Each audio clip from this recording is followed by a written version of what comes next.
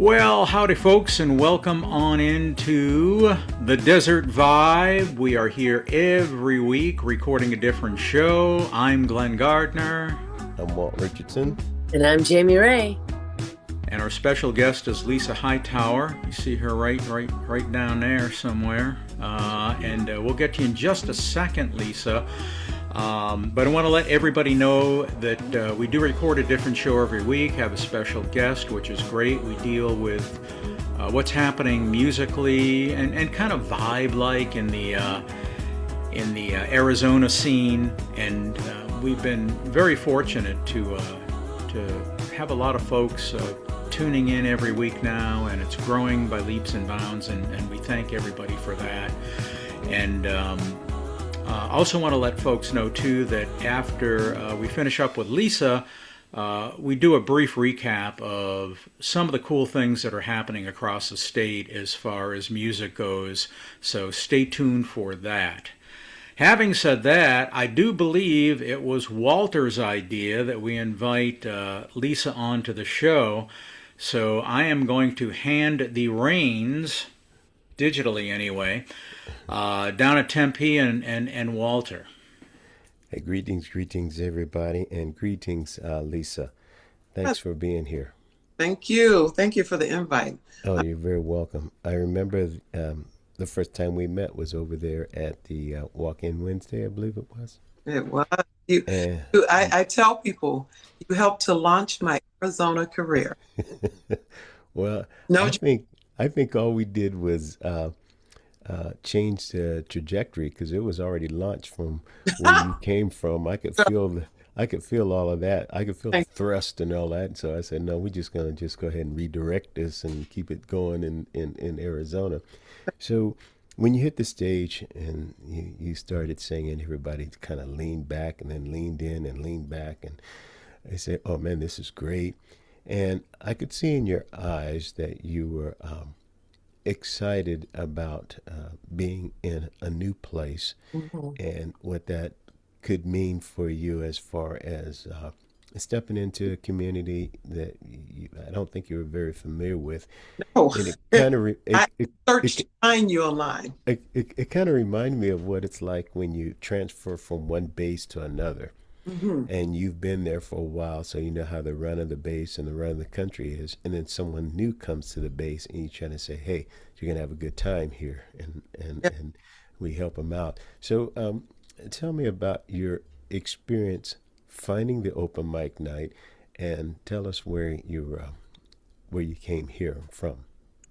So my experience with finding the open mic, when I move to a new place, I typically do a couple of things on the music side. I wait until I survey the land for the 30 days. I try not to do anything musically, because I want to see where get the vibe, get the energy of the place. So that's what I did when I came here. It took about 30 days to kind of feel the place. And then when it was time, I hit the ground running, looking for places where music was just, available, but specifically open mics where I could step to the stage, because I know the only way to know is to get in the flow, right, of what's already happening. And then at that point, begin to create the flow of what I'm here for. So I really was just looking online. I looked for open mics, and then pops up, I saw you, and then okay, let me search him. And then I followed your path. I said, oh, and then the more I searched, it's like, okay, I think I missed that first Wednesday because it had passed or something, that maybe I saw it the day after, but I'm like, as soon as this is available, again, I'm showing up. So that's how I showed up, and was a bit blown away by the fact that it was in such a beautiful space. And of course, you were so open, and the people were so open, and it just was beautiful. I mean, I remember stepping on the stage, and someone, which maybe you can help me remember who this person is, she was with NPR. So when I stepped down from the stage, she was going to be at OPA. And she said to me, you come and I'll bring you to the stage so then they can hear you.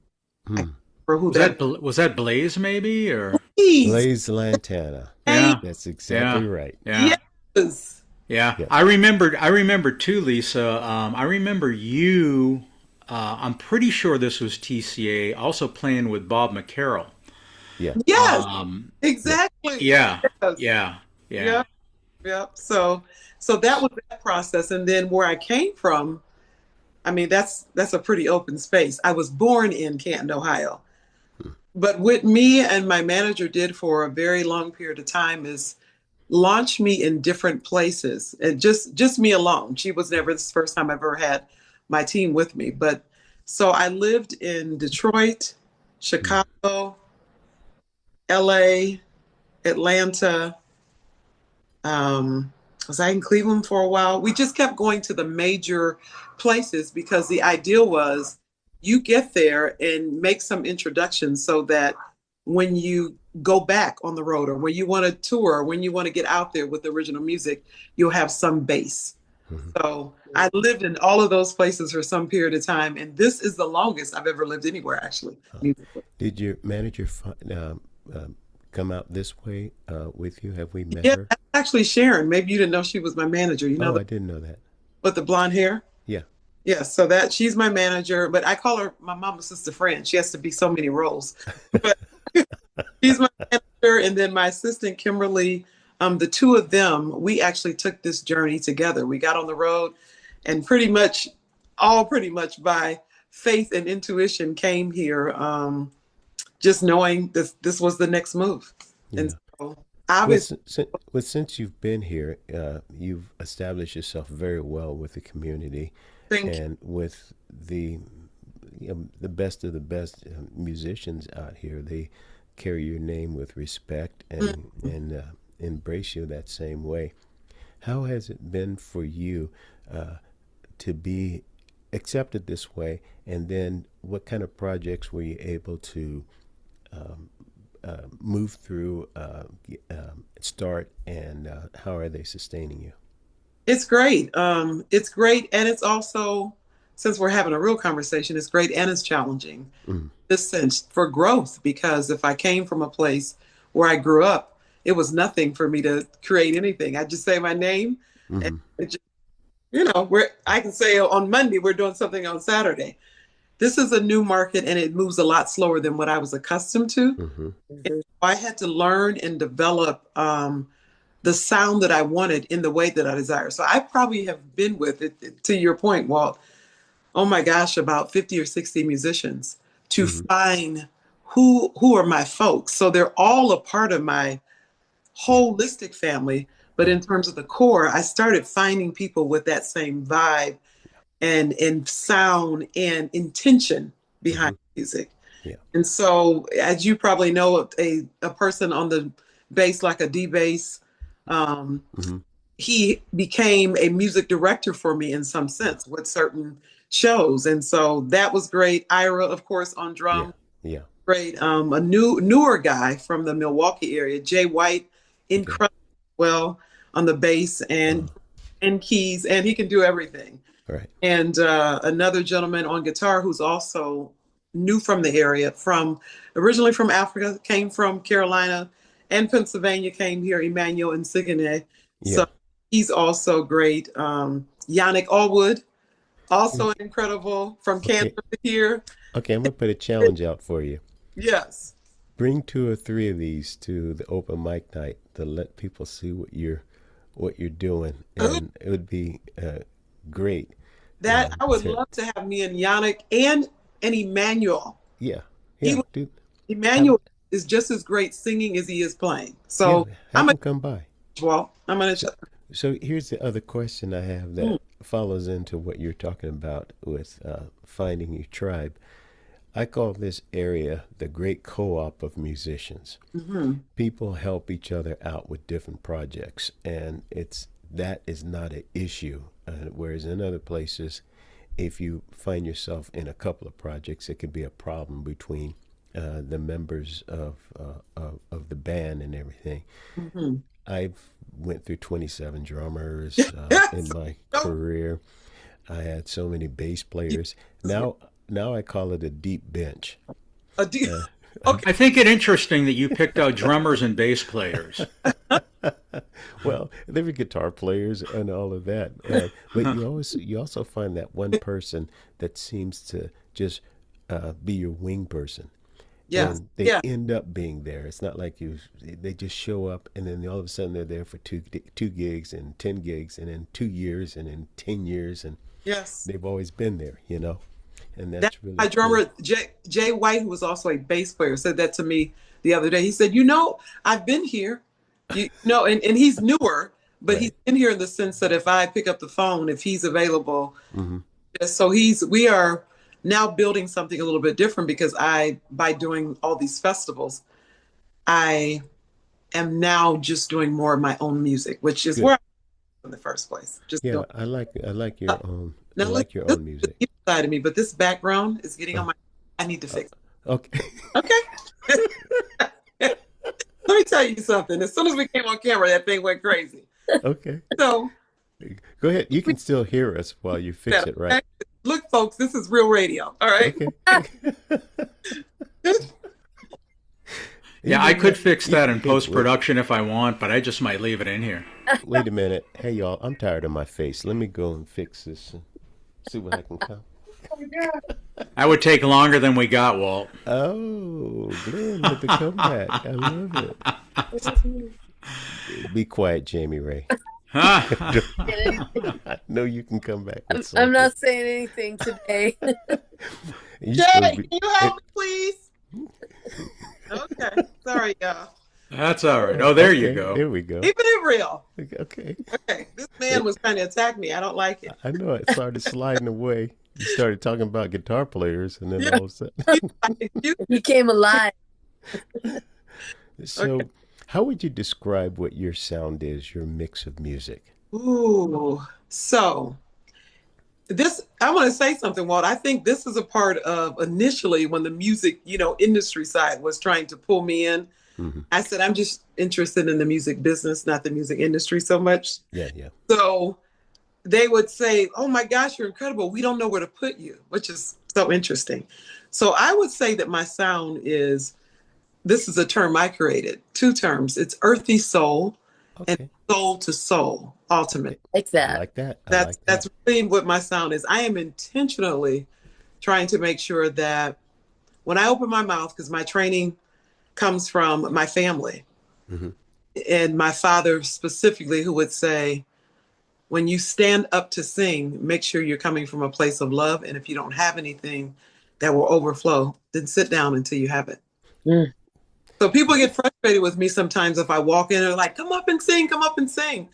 And I have to acclimate. Hmm. Yeah. And I want to ignite and I want to make sure I'm leaving a deposit, that I'm not just showing up and just singing just because. My training says make sure that it's effective. But to Jamie's point, earlier I heard you say, we think it sucks sometimes. And other people are like, oh my God, that was incredible. And Yeah. oh, okay, as long as it was good for you, because ultimately, you have to move yourself out of there. Yeah. Yeah. I'm Sometimes. glad you said that because Walt is famous. Every time I show up, Yep. are you singing tonight? No. That's that. They don't care anything about me needing to be activated. It's like, you're here, come get the microphone and we'll put it out on stage. See, with Walt, I wouldn't even try the whole, oh, wait a minute. If he says come, I have to be like, Hmm. Well, okay. Okay. So now that I've been called out on that, I will. I'll be aware of that when no, and you keep being you. No, you got to be okay. you for Okay. sure. Okay. I Thank love you. that. But Hey, Glenn, we got this recorded, huh? Oh yeah, this is rolling right now. Good, So good. You helped me out in the state, bro. Come on, help me. I'm going to come over and edit today. Well, honestly, Yes. you still have to be you. I mean, I love that, but Yes. there is just, and another thing is I perform so much. I don't want to just show up and take it away from the people who aren't gigging like I perform every weekend. I don't have to go to the open mics to perform. And, Right. I do my thing on the weekends, even though I love the open mics. And once in a while, if I got a new song I want to throw out, I don't mind doing it, but I love to go hear the other people that's why they're showing up, because they don't get to do what we do every weekend. Yeah, yeah. All those are valid, and I do want to add to it that when I do ask that, my sense is man, if people could experience what I experienced, Yeah. it's kind of a selfish request Yeah. because I know that when you step up there and do that, share, it's awesome. But I also know the other part of that where you don't feel like you're not ready, you're not acclimated. But because my father, being in the military, he called you out whether you were acclimated or not. You know, he would. I'd be on the other side of the house, and he'd have guests in the room back there talking, and I hear him. My nickname is Rick around the house, right? Rick, get your guitar and come over here and sing. And I'm like, what? You said I'm over here trying to. I got my feet crossed. My Freak. crossed. I'm still in my pajamas. Right. Well, I know you better than that. You jumped to it right there. No, I didn't. I sluggishly walked to it. But I you took my walked in. time changing clothes, and I went and I did it. Yeah, because it was Dad asking and everything, and I hadn't turned that corner yet that I could say, "No, I'm not feeling." My other brothers and sisters that were younger, they turned that corner before I did, and they go, "Nah, Dad, I'm okay."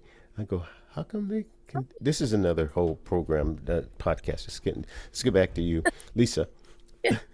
Now, I really like staying with you, Walt. No, Yeah, no, we need no, to interview no, Walt next time. no. I have a question. I want to know how you do all that you do, and unless I'm wrong, but don't you have like 2 or 3 festivals that you are like literally in charge of? You mean me? Yes, Yes. So I have. Yes, I do actually. That's yes, someone did their homework.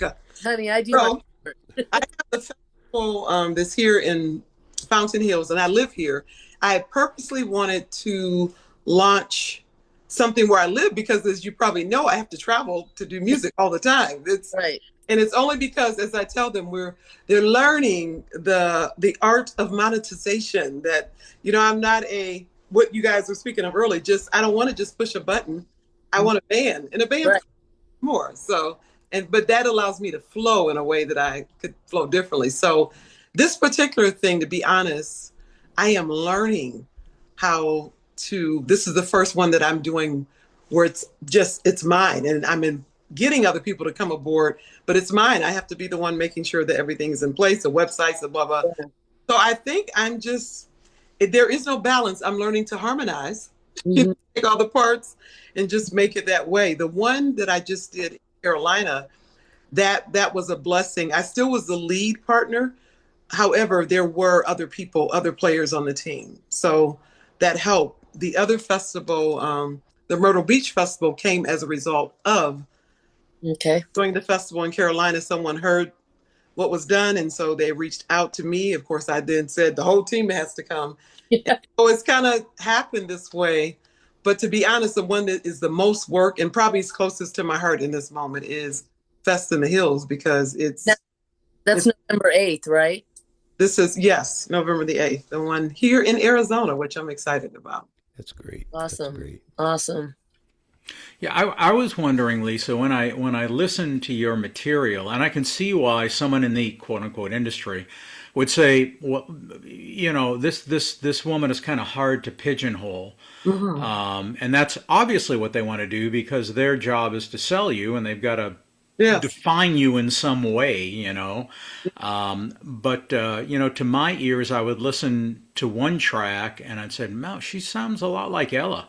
I mean, I'm hearing the scat there and all kinds of, jazzy, and then I'm listening to something else. I'm like, nah, she's like more Shaka Khan. I mean, I'm hearing that, and then I'll listen to something else. I said, nah, she's kind of more Marilyn Scott or something like that. And then you are a real interesting hybrid of of these different styles, but the way you put them together is interesting. And one of the things I think, and I'd be real interested in your perspective on this, is when you come up with material that you're going to do, how much do you lean on the original and how much do you, or on the writer, let's say, and then how much do you say, well, I've got to put this piece of me into this thing that people already know in some cases pretty well? Mm-hmm. That's a really good question and observation. Marilyn Scott, now I got to go study because I'm curious. So here's how I approach music. I take, if I'm going to sing covers, I of course listen to the foundation of it, right, to get the essence of what it is. And then I am very clear on how important it is that I interpret this in a way that it affects me first, and that it affects the audience in a way where it's almost like they're listening to something fresh. So I almost apply a Miles Davis approach to singing, if that makes sense. That approach of You take a lot of heroin before you. So funny. So the other part that they say that I'm a, what do they call me? I'm a phenomena in the music industry because I've never smoked before. I don't drink. I haven't either. So they're like, "Who? Okay, lady. Who are you?" I'm like, "No, but I eat. Trust me. I gotta." All right. Well, that counts for something. Soul sisters, Lisa. I knew it.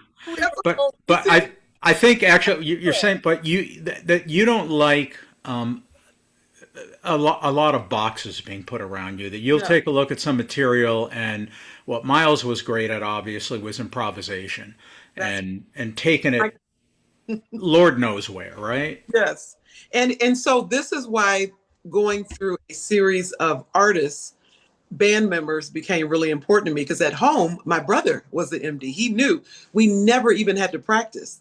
This man could learn a song on his way to the show, and I mean know the whole song. But for me, I could just step on the stage. He would get the energy of where I was at, and I could write the song right in the moment. I take something foundational, but for the most part, I do something called musings, which is just, rather than me figuring out what I'm going to sing, I do a whole show. Someone may come stand in front of me, and I would do a reading by way of music. And so because I'm so accustomed to doing that, and from the church world, they would call that prophetically singing. So just doing that has become, that's so the norm for me that, again, I listen to the foundation, and then what am I giving in this moment? Because in the moment, I don't know what the person in the back of the room really, really needs. A perfect example. Someone asked me at a repast yesterday, because the couple that would come to the show, and husband passed away, the wife is sick. I perform the song Lovely Day, right? You know, it's not, you wouldn't do a whole lot of different things with that, right? So, I mean, you could, but, and at that point there was no band, so I'm using the tracks. So what I did was I went into a deeper place of the fact that if someone is going through this, they need to experience a lovely day. If they're dealing with loss. So in the middle of my singing, and I had to still brace myself and keep singing, a man comes from the back of the room and stands in front of me, sobbing. And I'm like, oh my goodness. So I'm singing, he just reaches out. No, I reached out to him first because I saw where the state he was in. And he just said, thank you. Thank you. This song just did something for me. You touched me. And we had a lot of technical difficulties, and I just had to let all of that go and say, but this is why I sing. So I always, when someone is touched in that way, I always remember, this is not how I sing, this is why I sing. There we go. Yeah, and that's a beautiful example too, because, you know, I mean, right from the first line of that song, when I wake up in the morning, love, blah, blah, you know, it's just, it takes you to a place that's just a really, you know, really awesome place. I'd love to hear your version of that at some point. Yeah, me too. Yeah. But it depends on if I might, where I am. So we'll probably get a different one, but yeah. I cry a lot when Walt plays, but it's for a very different reason. My gosh. Well, he made me cry. So I would like to ask a real quick question. Actually, there's a couple of questions in here. Where can we get your material? So now, because I was fighting the system, and I would not put it up on anything. So now you can find it everywhere. You can find at least the one song. I'm gradually working myself into. I understand that. You can get it on Spotify. You can get it on YouTube. You can get it on Apple Music. And that's just my latest song so far. And I'm going to start putting the rest. And it's called Beautiful Love Song. Yeah, great. So I Another question that I have: Why has your brother been out here to perform? My brother actually passed away. Oh, Mm. So when? that was probably the other. Uh, So brother was MD, but then there was two guys. uh, One, we call each other cousins. I've known his whole life too. Same thing where I can just hop on stage and just mm, start singing. So there's a couple guys out here like this, and I'm speaking more of a keys because guitar wise, the guitar players that are of that way, they're not available yeah, because they're always doing something. yeah, everywhere. I'm just Yeah, saying, yeah. Richardson. I'm just saying. I'm pretty available, Lisa. Are you for real? He is. Oh, very. Lisa, I will learn guitar like nobody's business. Play. Oh yeah. This phone hasn't rung in a long time. I mean, You're not Hey, geeking all the time, Glenn? Glenn gigs I everywhere. know. This is what I'm Yeah, saying. The greats are like, oh, I love you, but I'm just not available to give me two right, years and maybe. right. So, okay, here it goes into another area. You recently, you're a survivor, uh, literally a survivor. It was a bad car accident that you were in, and we came to a benefit on your behalf. Yes. And can you kind of take us through what that was like But for you? I want to highlight something first to say, you know, I had an intention once I had this, I call it the accident, the opportunity. Once that occurred in my life, what I absolutely knew is that I could not spend any time talking about it. Mm, For the first year and a half or so, if people say, what happened? I said, all is well. I am whole. I am complete. I had to do that so that my focus would not go on the accident because that was obviously a trauma. hmm So I wanted to point out that one of the phone calls that helped me to stay in that space what was you, Walt, because you called me hmm when I was having a very rough time. Yeah. And I said, I am tired of sitting in this chair. I am tired. I was tired of all things that had me sitting. And you simply said to me, would you just allow the process to be? Because perhaps you're in this state of rest for a reason. hmm And once I came out of it, I was like, oh my gosh, I wish I had embraced rest more because I'm tired. so, so how the accident occurred, I was the 202 and I'm going on the 202 and the strangest thing, which I don't spend a lot of time trying to figure out where this other person was at. It just seems like they were in a different state of consciousness. This individual just came up beside me doing all sorts of signs and I don't know what was, he looked like he was a little out of his head. And he just was berating me. He just kept driving beside me, berating me. I'm thinking, what is going on? So I ignored it, but he wouldn't stop. He just kept. So I wanted to switch lanes and come behind him. Once I came behind him, he did a brake check. He slammed on his brakes so that I could hit him. And then he drove off.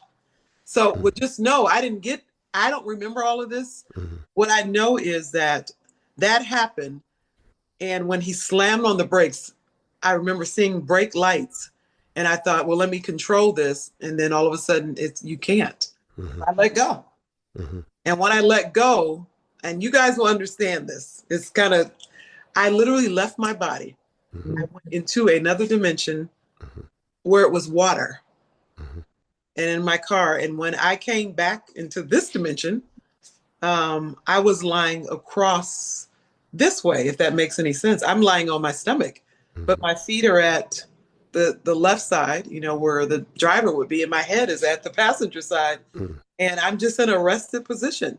hmm And I had a quick consciousness to pick up my phone that was on the floor and to call someone and say, you got to pick up Sharon from the airport. They said that's what I did. And I hung up the phone and I went out again.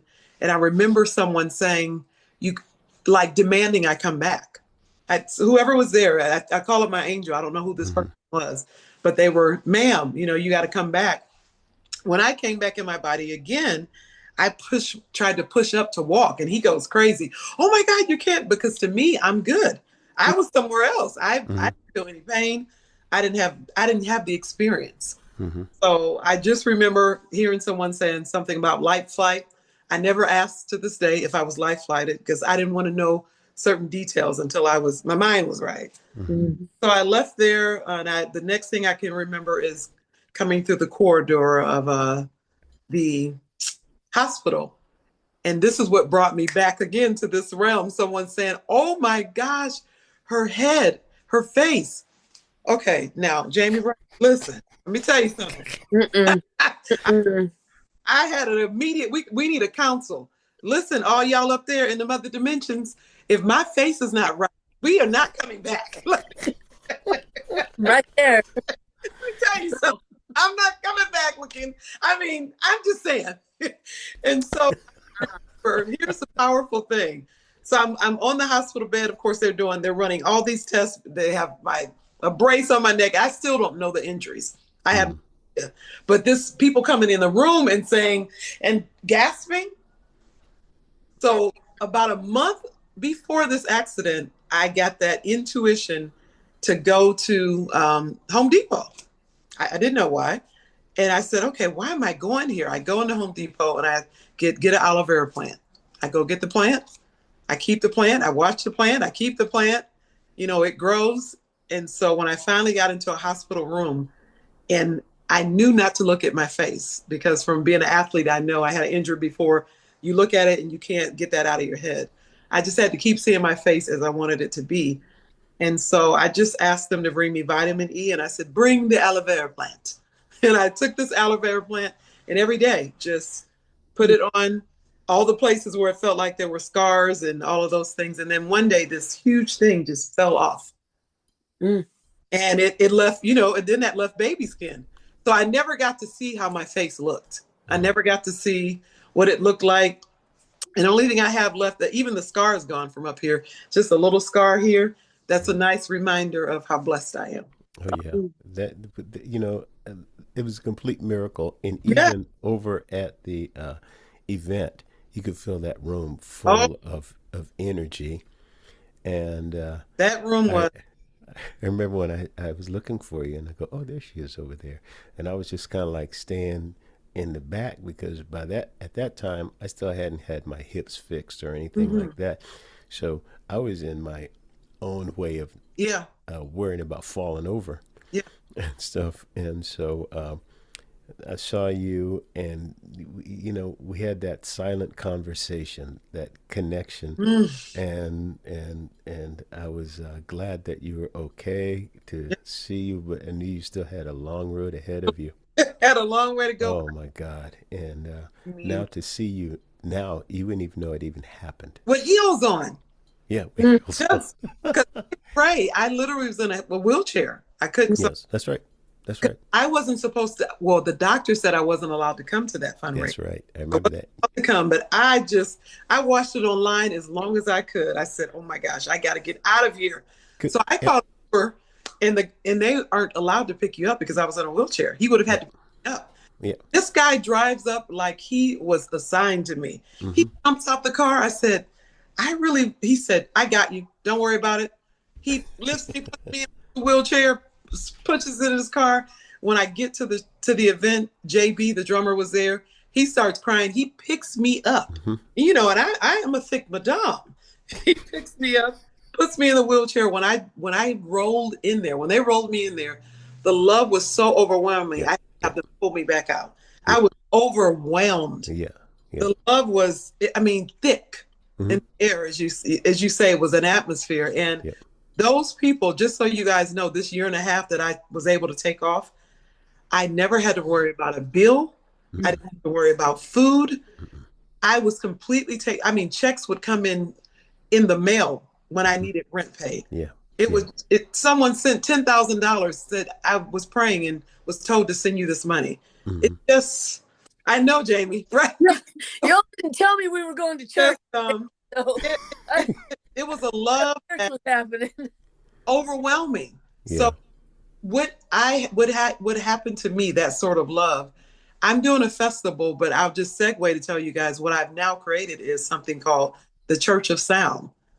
And that is, as it's all about music and musicians and artists Okay. How can we be a part of that? How I can we I help? want to be a part of it. yes, I'll, it's so that I'll do whatever you want. Yeah. thank you. I'll do Same, whatever you. same here. Let me Oh know. goodness. So what I did was I took the festival and I put it under the Church of Sound. So and wanted to find someone to do to them what's been done for me. So I didn't know who it was going to be. I was trying to. If people were like, "Well, you should give it to the animal," and I wanted to give somewhere. You should give to animal shelter. You should give to food. And I said, "Yes, I'll do all those things," but it still feels like I don't feel like those are exactly what I'm supposed to do now. I think the assignment will show up of who to I want benefit it to in the formation of it, and it might change from year to year or yeah, event to event, you know. And I I want think to that that's what time it is on the planet. showed up is that Raymond Love was talking to me about um, Carvin Jones. Yeah, Mm. yeah, Okay, yeah, so yeah. he's talking to me about Carvin, and I'm like, well, I would love some kind of way to honor him. Is what I was thinking. I want Right. some kind of way, even though I don't know him in that kind of way, but the fact that he's going through a life thing just got I do know him, yes. And then and I can do that. okay, because I Yeah. said I want him, which I was able to get him through a text to say I want. I mean, he doesn't know me well enough to know that the real intention, but I'm saying I want to make him a recipient of some, even though we don't have all the budget paid. My point is, I Hmm. do believe there's enough that's going to come in for me to do something for Yeah, somebody like that. And I yeah. want to keep doing it for artists. I want to be emergency funds for artists, artist development for young people, and create events where artists are paid and honored. That, Okay. So let me tell you this: the greater part of this podcast is really about the things that you're doing right now, oh, that you're talking about, okay. and exposing that, and with whatever resources we have, be able to help out. So when we get off of this call, let's set a time when we can have another Zoom meeting, Hmm. and we can start bringing resources together to make that happen. Uh, Because I too have my story that's similar to Carvin's, oh, and so I never put it out in public like you said, and so I'm on the other side of that. But mm, I've been following Carvin for a while, and with him in spirit as he's going through the walk. But I have not reached out to him just yet, other than to a text saying, "This too shall pass." And we, so what you're saying right here is really in alignment with, but and there's other things you were talking about during the your experience with the you're surviving the ordeal you survived. There's some aspects about that we would have to talk about on another time, where there's some pretty interesting signs that you paid attention to, mm, that I think we need to bring up front in our conversations okay. in terms of healing processes, and who we really are and Yeah. what we're really about in being here. So this can be a series right here. It's going I, to be. We're going to there, make one. there Yeah. is one note I want to say, and I want to pass this on to Glenn. Glenn, you hear that part about the aloe vera and the face? Yeah. You guys are ridiculous. They don't make an aloe vera that's big enough for my face to fix it. I would need like a desert botanical garden Yeah. to fix this. Buy one. I mean, Buy the I garden. have a yard full of aloe vera, bro. I'll be right over. I can bring that over. Like she said, apply it every morning. Don't look at it. Just apply it. And then something will fall off one day. And So do you, you see what hey, I I've had stuff fall off, believe me, but it wasn't supposed to fall off. So, you know. Oh, man. What would you do without your friends? I don't know. Jeez. so, Glenn, I'm sure you have a question. You know, well, I have a lot of questions now, Walt, but, you know. But Another show. yeah, right. Another show. But one of the things I was wondering, Lisa, is what do you envision as being next for you here in Arizona? What's your next project, or do you kind of just scat on that too? That it just you know, you just riff on it and it'll happen, or do you are you one of these? I'm going to do this. I'm going to do this. I'm going to do this. I, I'm to that degree. I do the da da da da da more so once it shows up what I'm supposed to be doing, but I feel like it's already shown up in a way that it just kind of snuck right in. What was happening every once in a while, I would get online and say, "Welcome to the Church of Sound," right? And people start to gravitate and start to enjoy it. I didn't know what I was doing except for I wanted to empower people, and I wanted music to be the real sermon, not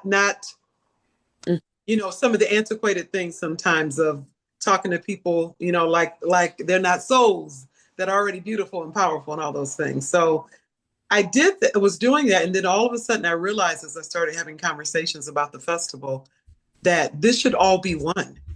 Church of Sound is really me wanting to create something for artists, me wanting to empower artists, and me to create a sacred space for music lovers to come and enjoy music at a high vibrational level. So I feel like the Church of Sound is more of this idea of where I'm going forward, and I'm letting it unfold, right? I'm letting it unfold I know that it means events and gatherings. It also means developing young and emerging artists, as well as creating tools for other artists that are already out there, and also emergency funds for artists.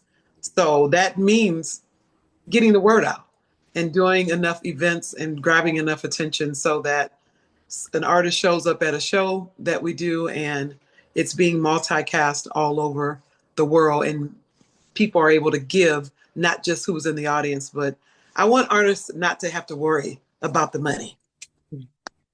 Yeah, that sounds good to me. Yeah. Just sign me up, Lisa. Yeah. Let me know.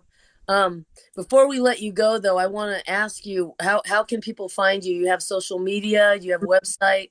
Can you tell us what you have so people can find you? So my website is lisahightowermusic.com. So that's pretty easy. And then every other social media is Lisa the Oracle Hightower. Thee. 2 E's, double. Thee. Yes. So people don't think that that's just some vanity thing. It was a name that I was named it because the is caps because it's a reference to the side of me you can't see. It's the God self. It's not, the oracle is, you hear it, you feel it, but it's coming from an energy of the, or the essence of who God is. So the opener of the way. Yes, and that's why I wanted to ask you about that, so we can find you the right way. So beautiful story. And what would constitute an emergency if I wanted money? Let's say, would it be that maybe I just spent too much at Costco earlier today? Or Lisa, thank you for coming. We really appreciate everything. So great to connect with you. I want to see a show with the two of you, Jamie Ray and Lisa. Oh, there's gonna be, honey. I'm on my way to her house after this. I know. There's gonna be. We're gonna have our own little show. I know, right. I want to close you guys with saying, everyone, please go to festinthehills.com. That's where you can give to this festival, because this is all self-funded in the sense that I'm out here fundraising like a mad woman to make sure this happens. I have a fundraiser coming up this weekend at the Living Room in Chandler. Thank you to the Living Room for that. October 18th. 7 to 10, yes. October 18th and November 8th is the festival, festinthehills.com. You go there and you can find out how to give to this beautiful festival and all these wonderful artists. And November 8th is 5 to 10? 5 to 10, yes. What do I need to talk for? I got Jamie, shoot. Not me, baby. Telling you. I'm on my way over. Yes, We ma'am. have our own little podcast. I will be talking to Walt afterwards and getting your information. Please do. Please. You've now been to the Church of Jamie. So that's all right. Hallelujah. Yeah, right? Lisa, thank you so much. That was really inspiring and just an incredible story. And I'm looking forward to following what's next in all these chapters that are yet to be written. So thank you so much. Thank you, Glenn. Thank you, Walt. Thank you. You're very welcome. Thank you Thanks so for much. being here. Yes, much. Yeah, Blessings. that was great. Wow, what a story. What an interview. I didn't know. You guys made me cry. You made me cry. You're gonna have to edit that. Oh, we're not going to edit that. I'm going to leave it in. As a matter of fact, I'm going to use AI to augment it. I'm going to have like Niagara Falls coming out of your eyes or something, turn it into a meme. Hey, that might be good. Right? That's good publicity. I like that, Glenn. Roll with it. All right, all right. Yeah, that was. I think that you brought her to the table, right? Well, that was awesome. Yeah, thank you. Yeah, that was great. My Love her. Make sure she has all my information. I crossed paths with her, maybe about a week ago at the chill room. She was there, and I guess we were supposed to meet because I had just walked in and she was getting ready to leave. I think she was waiting for an Uber, and so I told her about the podcast, and then so everything just kind of followed through. It's beautiful. Yeah, right. Meant to be. So these events that she's putting together is just wonderful. We got a part of all of these. Yeah, this is pretty amazing. Incredible. Definitely. Yeah. So what's happening around? What's happening around the state? What's going on? Well, over here, my sound check out here, live, loud, and local. It is the same old thing we got right now because it's fall. So we've got the fall festival at Schneff Farms. She had to shut down for a couple days from that storm. She was closed down after 29 years. She'd never shut down. Man, that thing was hard. But it's I know, but it's back open. They're ready to go, rock and roll. And we're blindside. My luck of the Irish, I was playing outside. I had the weekend off. Walt barely made it. He was playing at the Oktoberfest. You barely made it. They were close.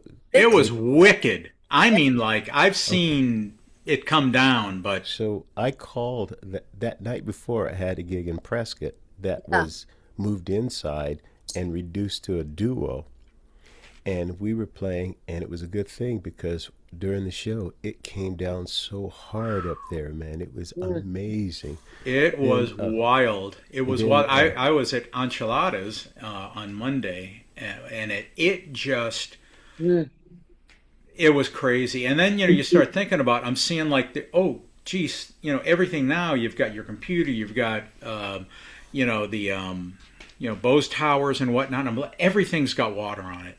Ew. Despite the fact that we're under shelter, but the water was coming sideways, and it was like, this is not going to be good.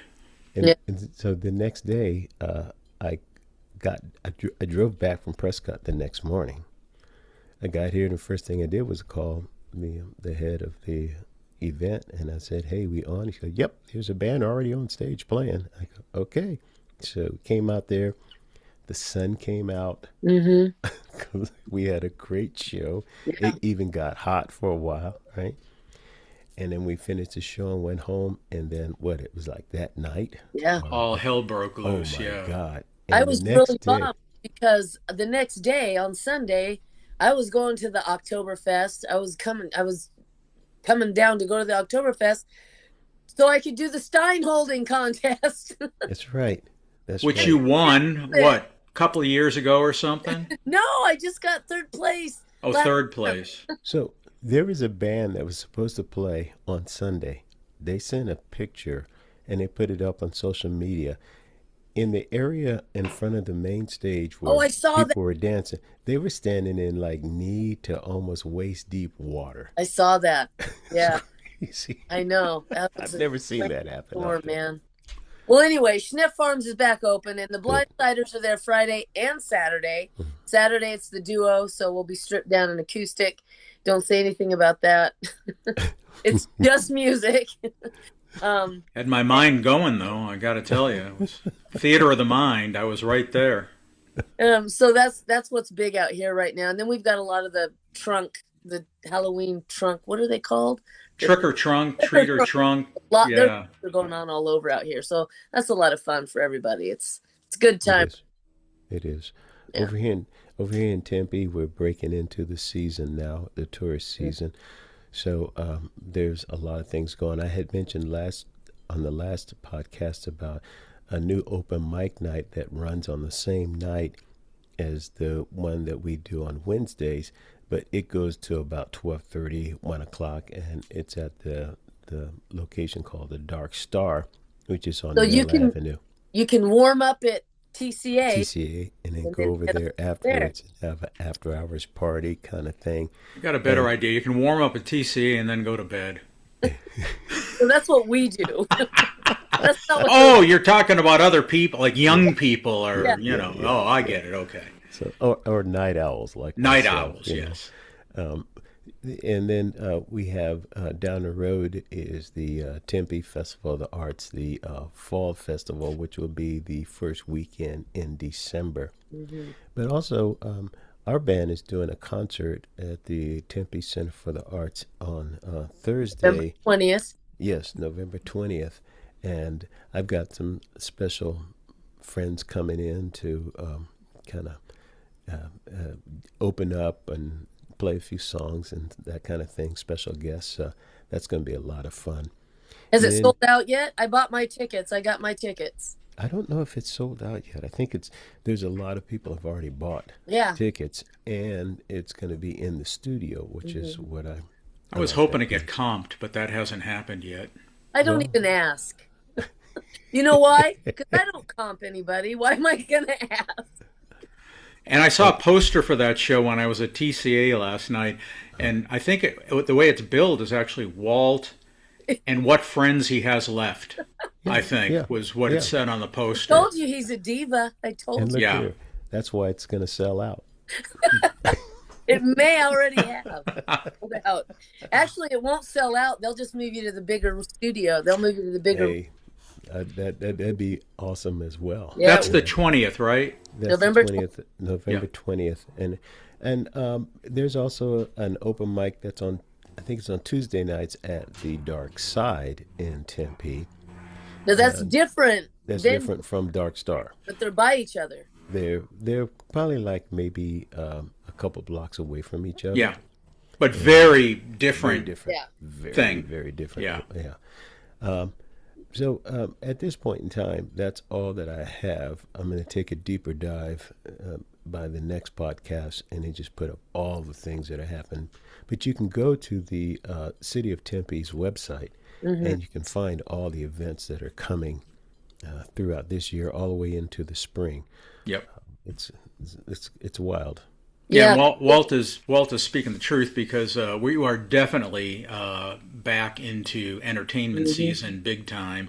And it's funny too how, I mean, it went from 115 degrees, and I'm wearing a coat this morning when I went out for a walk. It was 50. You were last night too. It was 57. I know. It's crazy, but crazy good. And It was 57 inside the TCA last night. I don't know, why do you keep that place Well, so why cold? was I still burning up? How old are you? I'm not old. I'm 21. good answer. Bad question, Walt. Very bad question. can- Bad question. Where's Lisa? Bad Hey, you're question. outnumbered now. Ooh. Hey, even though it was 2-2, Glenn and I were outnumbered, you know. Yeah. Now you're outnumbered. That's almost as bad as that question. How does my butt look in these jeans? I mean, it's Time to go. So everybody, you can check. All the towns have websites. They've got Yeah, they all do. the stuff going on. So we can only tell you about so much of it, but check with your local town and look at their websites. They've always got everything going, what they've got going on in there. So you know, the biggie on this side of town is the festival in the mountains, and that's happening October 17th, 18th, and 19th. And our friend B, who was on here just a couple shows ago, she's organizing an interesting open mic on the 17th, which would be the Friday, I guess. It's gonna be at the North Mountain Visitor Center, as this whole festival is, which is like 7th and Thunderbird up that way, 7th Street and 7th Street, yeah, and Thunderbird. And the open mic is like 5 to 8, but it's a little different. There's gonna be kind of a posse of pros like Eric Ramsey and whatever. And you can donate X amount of money to help maintain our mountains here in Phoenix. And then those people will play along with you. And you can choose who you want to play. I am participating in that, but in my case, they get to pay so that I won't play with them. And the money has been insane at this point. I'm glad you said that so I didn't have to. Thousands. Keep that guy away from me. So that means you can make money. They can make money if you just stay home. Yeah. Exactly. You don't even have to. It's brilliant. That's a cool event. I like that. I wish I could go. That's a cool event. Yeah, but it should be a whole lot of fun, and the list of people who are participating is really impressive. So that's going to be some fun, and then the rest of the weekend over there, they're doing silent auction, live music the whole weekend, all kinds of hiking activities. There's even a dog costume concert. Concert contest. I don't know if that's for people who dress up like a dog. Or if it's about dogs who dress up like people. What is happening today? Is it Friday the 13th? No, it's not. I don't know. But anyway, that is all happening the October 17th through the 19th, and they're doing some really good things up there. And it really is important that we maintain the natural beauty that we have here in Arizona. Yeah, sure. And you talk about being blessed with with great musicians, but how many musicians, myself included, have been inspired by just driving down the street here sometimes and saying, you know what, I can't believe I live here. This is like amazing. Mm-hmm. Pinch me. For sure. No one's taken me up on the pinch me thing yet. No, we're going to leave that alone because folks got things to do. But I kind of enjoy that type of thing. So come up and pinch me whenever you want. We're going to end up being a comedy show and have nothing to do with music. We don't want any. Nah. I don't think you have to worry, Jamie. Anyway, this has been just a great experience getting to know Lisa, and her story was absolutely phenomenal. And I'm looking forward to the Church of Music. That is definitely my kind of sound. That is my kind of that's my kind of church right there. Me too. Amen. I'm sure you will get more as that project progresses, and we'll keep you posted. But this has been a lot of fun. So I am Glenn Gardner. I'm Walt Richardson. I'm Jamie Ray, and this was your sound check for everything live, local, and loud in the Valley of the Sun. It's the Desert Vibe. We'll catch you guys around Arizona. Blessings. Peace.